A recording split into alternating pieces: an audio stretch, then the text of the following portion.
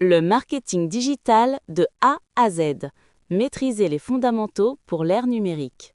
Pourquoi le digital est devenu le cœur du métier? Bonjour à tous. Aujourd'hui, nous allons passer du temps ensemble pour démystifier un univers qui peut parfois sembler complexe et plein de jargon, le marketing digital. Je vais être honnête avec vous. Il y a 20 ans, pour lancer une entreprise, il suffisait d'avoir une bonne vitrine et une rue passante.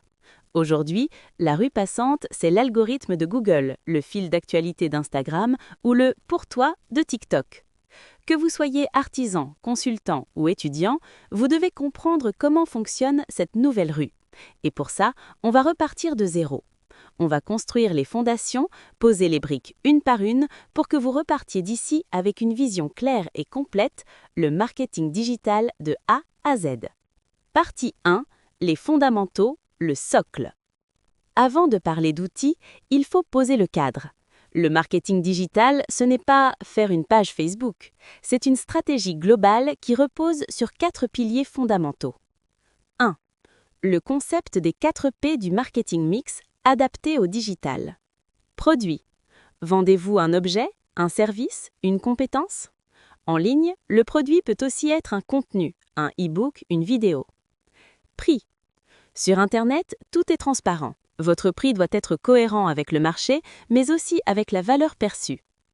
Place, distribution, c'est le choix des canaux. Vendez-vous sur votre site, sur Amazon, sur les réseaux sociaux?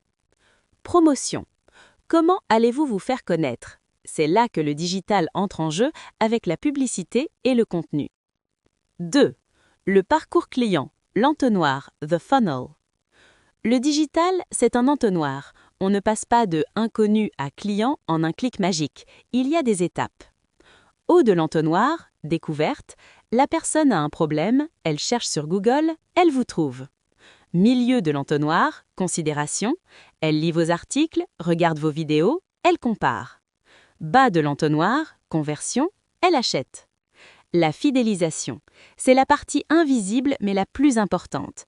Elle revient acheter ou vous recommande. Votre mission est d'accompagner la personne à chaque étape de ce voyage. Partie 2, les piliers opérationnels, les canaux.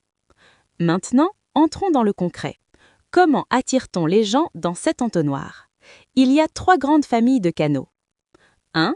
Le référencement naturel et payant, acquisition. Si vous voulez qu'on vous trouve sur Google, vous avez 2 options. Le SEO, référencement naturel, le marathonien. Définition, c'est l'art d'optimiser votre site pour qu'il soit dans les premiers résultats de Google gratuitement. Comment ça marche? Google utilise des robots, des araignées, qui analysent votre site. Ils regardent des centaines de critères. Les 3 piliers du SEO. Technique, votre site doit être rapide. Si une page met 5 secondes à charger, le client part. Si elle est moche sur mobile, Google vous pénalise. Le contenu, vous devez répondre aux questions que les gens se posent, pas pour plaire à Google, mais pour être utile. Et les liens, netlinking, si d'autres sites réputés parlent de vous, c'est comme un vote de confiance. Google vous considère comme une autorité. Le SEA, publicité payante, le sprinter. Définition, ce sont les annonces que vous voyez en haut de Google. Vous achetez des mots-clés. Le principe, vous définissez un budget. Quand quelqu'un tape « Acheter chaussures running Paris », votre annonce apparaît. Vous ne payez que si la personne clique sur votre lien. C'est le fameux PPC, Pay Per Click. 2. Les réseaux sociaux, social media. Il ne s'agit pas d'être partout, il s'agit d'être où est votre client.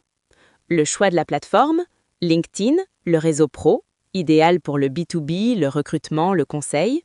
Instagram et TikTok, le réseau visuel, idéal pour la mode, la bouffe, l'art, les marques avec une forte identité visuelle. Facebook, le réseau communautaire, idéal pour les groupes locaux, les clubs, les générations plus âgées.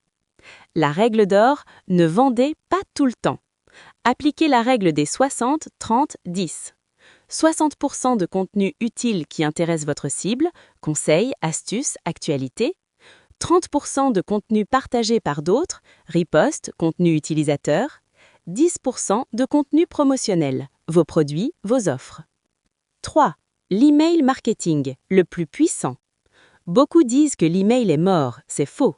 C'est même le canal qui rapporte le plus d'argent pour chaque euro investi. Pourquoi? Parce que vous êtes propriétaire de votre liste. Si Instagram ferme demain, vous perdez vos abonnés. Si votre liste email est sur un serveur, elle est à vous. Comment faire? On n'achète pas d'adresse email, c'est interdit et inutile. On invite les gens à s'inscrire en échange de quelque chose de gratuit. On appelle ça un lead magnet, un e-book gratuit, une réduction, un guide pratique. Partie 4. Le contenu est le carburant. Content marketing. Tous ces canaux, ces tuyaux, ont besoin d'être remplis. Avec quoi? Du contenu. Le marketing de contenu, c'est créer des articles de blog, des vidéos YouTube, des podcasts qui intéressent vos clients. Le storytelling. Les gens n'achètent pas ce que vous faites, ils achètent pourquoi vous le faites. Racontez l'histoire de votre marque, montrez les coulisses, soyez authentique. Les photos de stock parfaites ne fonctionnent plus aujourd'hui. Les gens veulent du vrai. Partie 5. La mesure et l'optimisation. Les chiffres. On ne peut pas améliorer ce qu'on ne mesure pas. C'est la partie la moins glamour, mais la plus cruciale. Les indicateurs clés à connaître absolument. Le taux de conversion, c'est le pourcentage de visiteurs qui réalisent l'action voulue, achat, inscription. Si vous avez 100 visiteurs et 2 achats, votre taux de conversion est de 2%.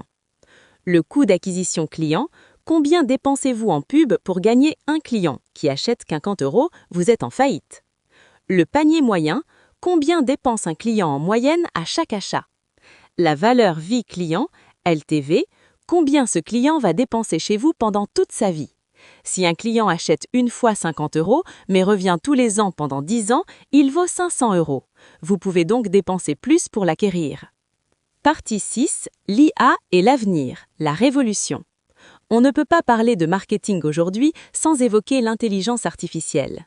L'IA, comme ChatGPT ou Midjourney, c'est un assistant super puissant. Elle peut vous aider à rédiger des descriptions de produits, à trouver des idées de contenu, à analyser des données. La limite? L'IA ne remplace pas l'humain. Elle ne connaît pas votre marque mieux que vous.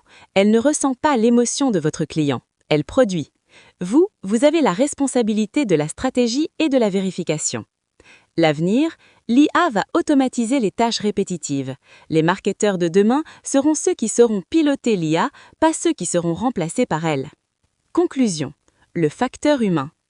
Nous avons parcouru un sacré chemin ensemble.